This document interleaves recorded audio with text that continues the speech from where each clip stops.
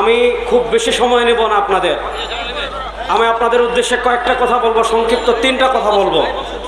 কথা নম্বর 1, আপনারা জানেন বাংলাদেশের ইতিহাস আপনারা কম বেশি সকলেই জানেন। গত 1400 বছরে, গত 14 বছরে আমরা দেখেছি বাংলাদেশের যেই শ্রেণী সবচেয়ে বেশি আওয়ামী লীগের জুলুম, দুঃশাসন, অত্যাচারের সম্মুখীন হয়েছিল, যাদেরকে আয়নাঘরে বন্দি করে রাখা হয়েছিল, যাদেরকে নানা টেক লাগিয়ে জুলুম অত্যাচারের স্টিম রুলার চালানো হয়েছিল, তারা হলেন এই দেশের ওলামা সমাজ। তারা গ্রেফতারকে উপেক্ষা করে, তারা আওয়ামী লীগের দুঃশাসনকে উপেক্ষা করে, তারা আওয়ামী লীগের জুলুমকে উপেক্ষা করে মসজিদের মিম্বরে স্বৈরাচারের বিরুদ্ধে কথা বলেছেন, ওয়াজ মাহফিলে স্বৈরাচারের বিরুদ্ধে কথা বলেছেন, সেমিনারে স্বৈরাচারের বিরুদ্ধে কথা বলেছেন, খানকায় স্বৈরাচারের বিরুদ্ধে কথা বলেছেন, ময়দানে স্বৈরাচারের বিরুদ্ধে কথা বলেছেন। আমরা দেখেছি আওয়ামী দুঃশাসক এই ভারতের রাজাকাররা ভারতের টাকা খেয়ে, রড টাকা খেয়ে ফাজাইলে আমল সহ আলেমদেরকে জঙ্গি বলে গ্রেফতার করে রেখেছিল। আজকে আমরা বলতে চাই 1971-এর পাকিস্তানের রাজাকারদের যেমন ফাঁসি দেওয়া হয়েছে, 2024-এর মুক্তিযুদ্ধে যারা ভারতের দালালি করেছে, ভারতের রাজাকার, বাংলার জমিনে তাদেরও বিচার হবে ইনশাআল্লাহ।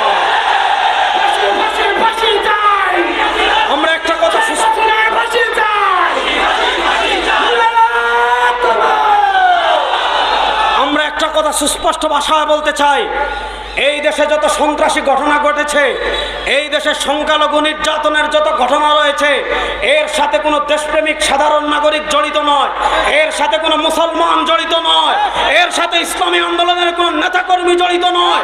আওয়ামী লীগ তাদের স্বৈর শাসনকে দীর্ঘ করার জন্য মন্দিরে হামলা করেছে, তাদের লোক দিয়ে তারা জঙ্গি নাটক তৈরি করেছে।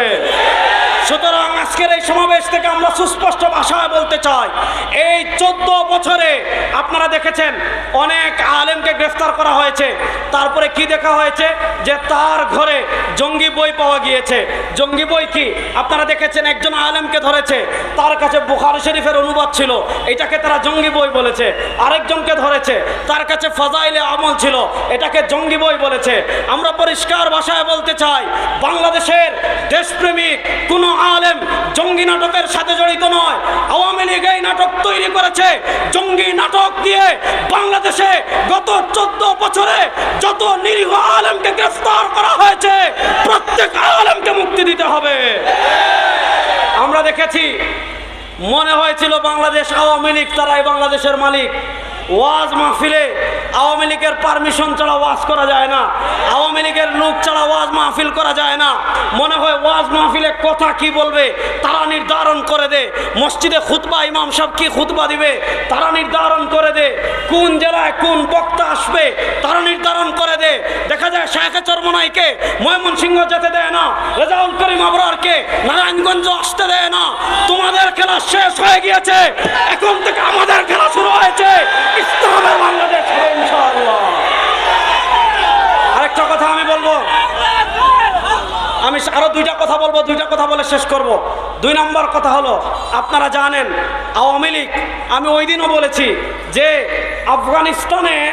আফগানিস্তানে আমেরিকা 20 বছর আগ্রাসন চালিয়ে আফগানিস্তানের ইসলাম এবং মুসলমানের যে ক্ষতি করে নাই, আওয়ামী লীগ 15 বছরে বাংলাদেশের তার থেকে বেশি ক্ষতি করেছে। বলবেন কিভাবে? আপনারা দেখেন, পুরো শিক্ষা ব্যবস্থাকে তারা ধ্বংস করে দিয়েছে।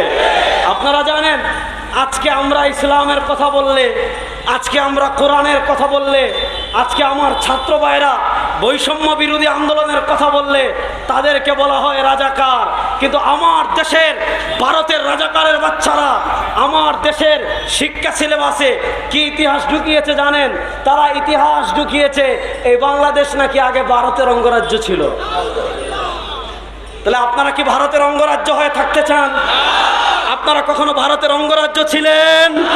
সুতরাং যারা এই 15 বছর ভারতের দালালি করেছেন, বুরকা পরে ভারত পালাবেন, বাংলাদেশে আপনাদের জায়গা হবে না। শেষ কথা, এক কথা বলে আমি শেষ করব, যেহেতু নামাজ সামনে। বৈষম্য বিরোধী আন্দোলন হয়েছে।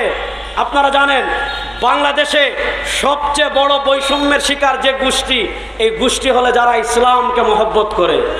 আপনারা দেখেছেন আওয়ামী লীগের আমলে দেখা যেত আমার একজন বোন ভার্সিটিতে যেতে চাচ্ছে, হিজাব পরে, তার হিজাব পরার স্বাধীনতা ছিল না।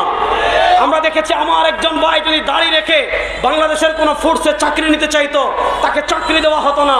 আপনারা জানেন একজন পুলিশ সদস্য এক শাহবাগী কুলাঙ্গারকে শুধু এই কথা বলেছিল, টিপ পরেছেন কেন, তার চাকরি চলে গিয়েছিল।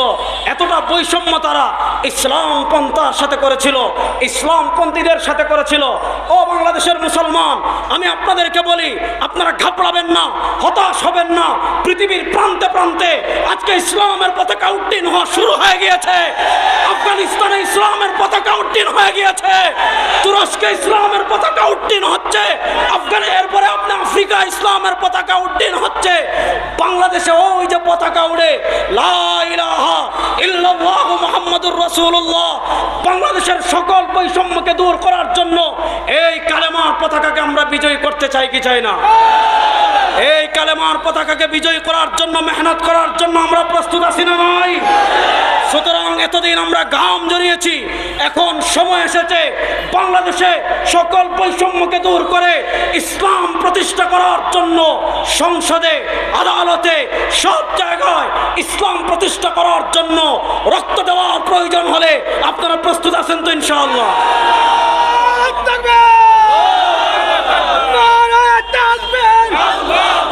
সুতরাং দেখেন, আল্লাহ রাব্বুল ইজ্জত ওয়াল জালাল আমাদেরকে দুনিয়াতে যে কয়েকটা গুরুত্বপূর্ণ মিশন দিয়ে পাঠিয়েছেন, এর ভিতর একটা হলো আমরা আল্লাহর প্রতিনিধি। সুতরাং আমরা যেহেতু আল্লাহর প্রতিনিধি, এই আল্লাহর জমিনে আল্লাহর বিধানকে আমরা বাস্তবায়ন করার জন্য আমাদের নেতৃবৃন্দ যদি আমাদেরকে নির্দেশনা দেন, মাঠে নামার জন্য প্রস্তুত আছি তো ইনশাআল্লাহ? আল্লাহ সবাইকে কবুল করুক। নাসরুম মিনাল্লাহি ওয়া ফাতহুন করিম।